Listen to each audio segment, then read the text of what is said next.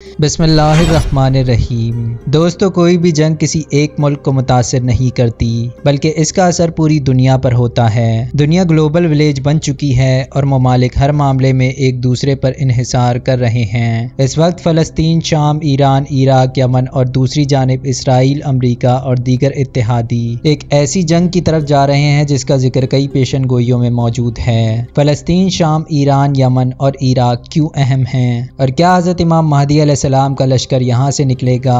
کیا اس وقت دنیا میں پھیلتی ہوئی جنگ کی صورتحال آخری وقت کی طرف اشارہ ہے؟ کیا ایران ہی وہ ملک ہے جہاں سے امام مہدی علیہ السلام کا لشکر نکلے گا؟ دوستو، آج کی اس ویڈیو میں ہم قیامت کی اہم ترین نشانیوں کے حوالے سے بات کریں گے جو اس جنگ و جدل کے نتیجے میں پیدا ہونے والی ہیں۔ دوستو، رسول اللہ صلی اللہ علیہ وآلہ وسلم کی ایک حدیث جو کہ سنن ترمذی میں موجود ہے کچھ اس طرح بیان ہوتی ہے۔ حضرت ابو ہریرہ رضی اللہ تعالیٰ عنہ سے روایت ہے کہ آقا نامدار فخر موجودات امام الانبیاء جناب محمد رسول اللہ صلی اللہ علیہ وآلہ وسلم نے ارشاد فرمایا کہ خراسان سے سیاہ جھنڈے نکلیں گے، انہیں کوئی نہیں روک سکے گا یہاں تک کہ انہیں بیت المقدس میں نصب کیا جائے گا۔ دوستو، یہ حدیث پاک آج کل کی صورتحال کو دیکھتے ہوئے ایک واضح اشارہ دے رہی ہے۔ جیسا کہ آپ جانتے ہیں کہ نبی کریم صلی اللہ علیہ وآلہ وسلم کے زمانے کا خراسان اس وقت کے ایران، افغانستان اور پاکستان کے علاقوں پر مشتمل تھا اور اس وقت ان تینوں ممالک میں سے صرف ایران ہی ہے جو اسرائیل سے لڑ رہا ہے اور یقیناً فلسطین کی آزادی تک لڑتا رہے گا۔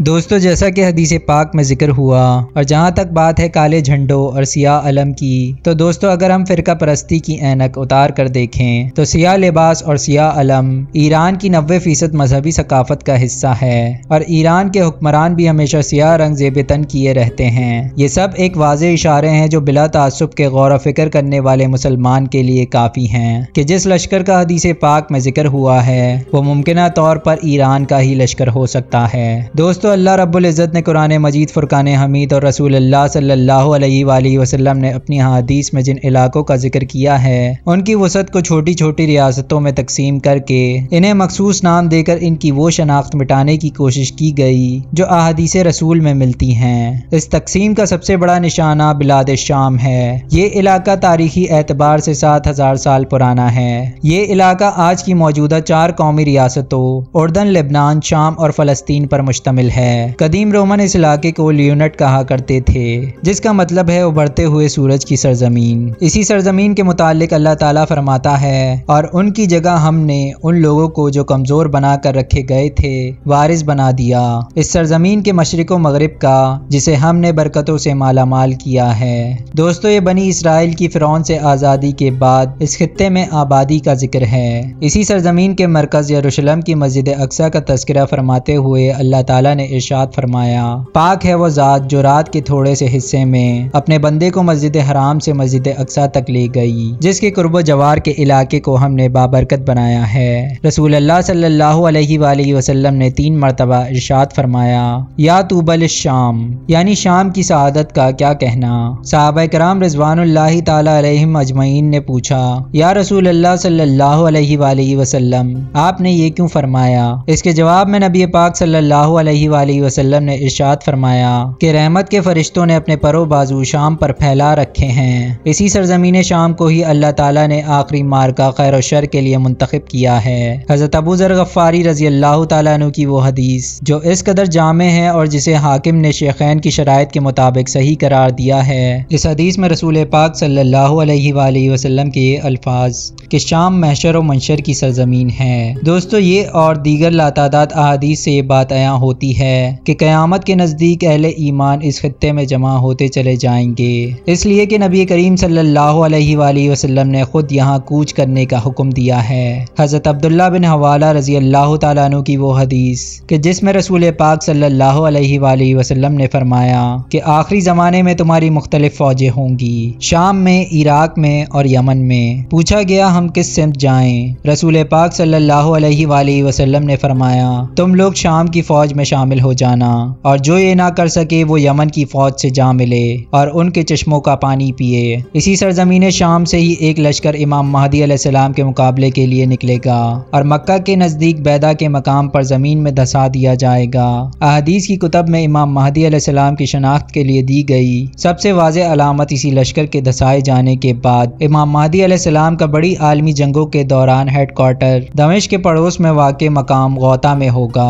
سید الانبیاء صلی اللہ علیہ وآلہ وسلم نے ہجرت مدینہ کے بعد صرف ایک ہی ہجرت کی پیشن گوئی کی ہے، فرمایا کہ ہجرت کے بعد ہجرت ہوگی، پس بہترین شخص وہ ہوگا جو اس جگہ ہجرت کر کے جائے گا جہاں میرے جد ابراہیم ہجرت کر کے گئے تھے۔ دوستو یہی بلاد الشام ہے جہاں سیدنا عیسیٰ ابن مریم علیہ السلام کا نزول ہونا ہے، یہیں دجال کا قتل، اور اسی علاقے کے مرکز بیت المقدس سے اس لشکر نے ترتیب پانا ہے جس نے اس خطے میں آ کر یہاں کے لوگوں سے مل کر غزوہ ہند برپا کرنا ہے۔ دوستو جس خطے کی اس قدر اہمیت ہو اسے کیسے متحد رہنے دیا جا سکتا ہے؟ دوستو ایران اسرائیل کشیدگی اور پورے خطے میں جنگ کی صورتحال اس بات کی طرف اشارہ ہے کہ اب وہ وقت بہت قریب ہے۔ قیامت کی علامات کبریٰ میں سے سب سے پہلی علامت حضرت امام مہدی علیہ السلام کا ظہور ہے۔ احادیث مبارکہ میں حضرت امام مہدی علیہ السلام کا ذکر بڑی تفصیل سے آیا ہے اور متواتر آیا ہے کہ حضرت امام مہدی علیہ السلام سیدہ فاطمہ الزہرا سلام اللہ علیہا کی اولاد سے ہوں گے۔ آپ کا نام محمد اور والد گرامی کا نام عبداللہ ہوگا۔ آپ کے خد و خال اور چہرہ مبارک حضور پاک صلی اللہ علیہ وآلہ وسلم سے بہت مشابہت رکھتے ہوں گے۔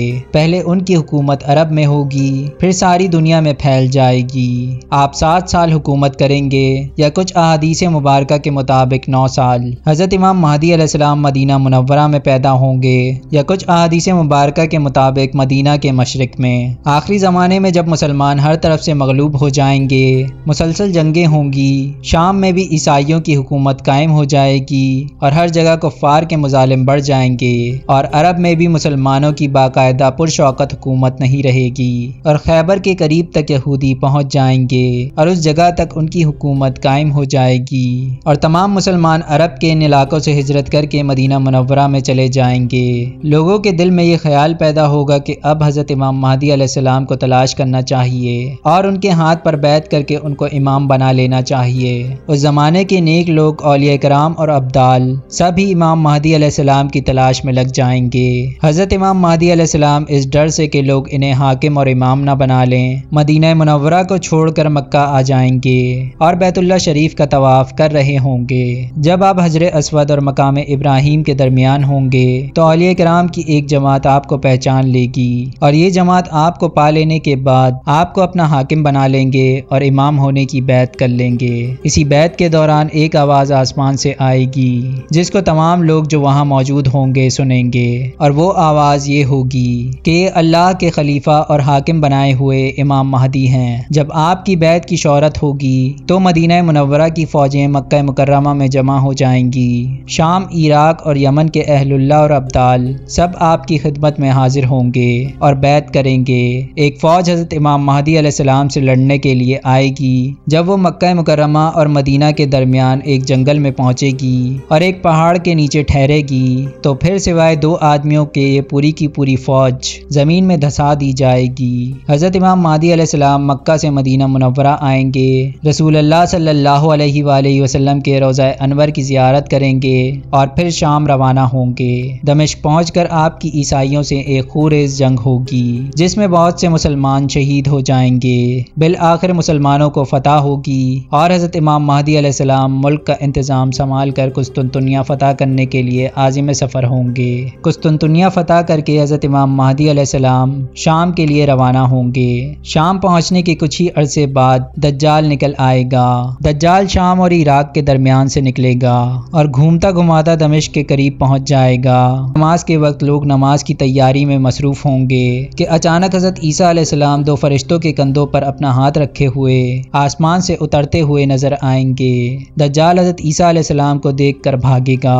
بالآخر باب لد کے مقام پر پہنچ کر حضرت عیسیٰ علیہ السلام دجال کا کام تمام کر دیں گے۔ اس وقت روئے زمین پر کوئی کافر نہیں رہے گا اور سب کے سب مسلمان ہوں گے۔ جب حضرت امام مہدی علیہ السلام کی عمر 45، 48 یا 39 برس کی ہوگی تو آپ کا انتقال ہو جائے گا اور آپ کا انتقال بیت المقدس میں ہوگا۔ حضرت عیسیٰ علیہ السلام ان کی نماز جنازہ پڑھائیں گے اور وہیں پر آپ کی تدفین ہوگی۔ دوستو یہ تھا قرب قیامت کی نشانیوں اور حضرت امام مہدی علیہ السلام کے متعلق احادیث کا مختصر خلاصہ۔ دوستو ایک طرف حضرت امام مہدی علیہ السلام کا لشکر ہوگا اور دوسری طرف یہودیوں کا لشکر۔ اس وقت خطے کی موجودہ صورتحال صورتحال سے یہ بات واضح ہے کہ ایرانی لشکر ہی حضرت امام مہدی علیہ السلام کا لشکر ہو سکتا ہے۔ اللہ سے دعا ہے کہ اللہ ہمیں نیک اعمال کرنے کی توفیق عطا فرمائے اور ہمیں حق کو پہچاننے کی توفیق عطا فرمائے اور ہم سب کا خاتمہ ایمان پر فرمائے، آمین۔